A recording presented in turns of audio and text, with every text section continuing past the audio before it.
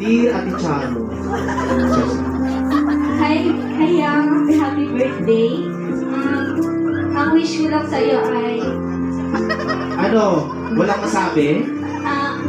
focus ka lang sa goal mo and Wala, naiyak siya. Naiyak siya.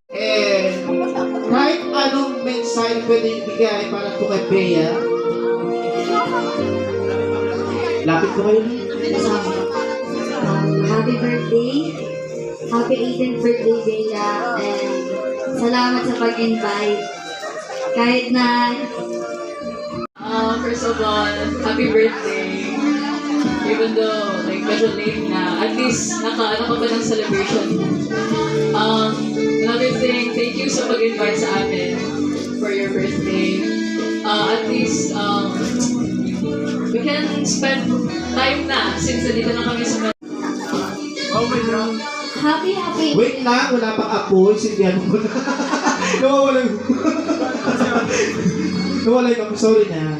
Oo. Ayan. Palagpakan naman natin once again the friends or kaibigan natin birthday celebrant. Okay.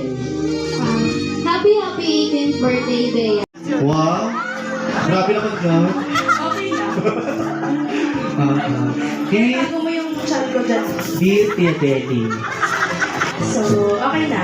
Okay na po. Ang tagal. Wait lang, ito na. Sorry. So, Happy 18th birthday, Bea. Wishing you a day filled with joy, laughter, and everything you ever dreamed of. Welcome to adulthood. May it be as amazing as you are. Love you. Ang tipid ha. Maraming salamat once again kahit 3. Bad picture muna. Pinakabahan ka ba? Gusto mo bukas na lang? Charot. Sindihan natin na wala. Wala. Kayo dalawa baka magkatuluyan kayo dyan ha. Sweet nila ba? Ang sweet. Sa tabi ng ating birthday celebrant.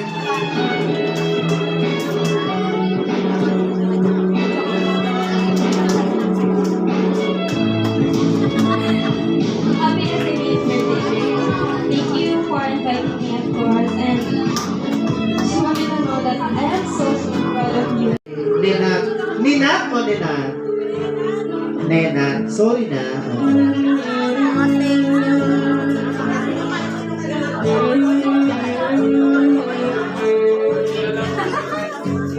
Wala na nag-bookback session na dun sila sa gilid. Wala na yung mga candies natin.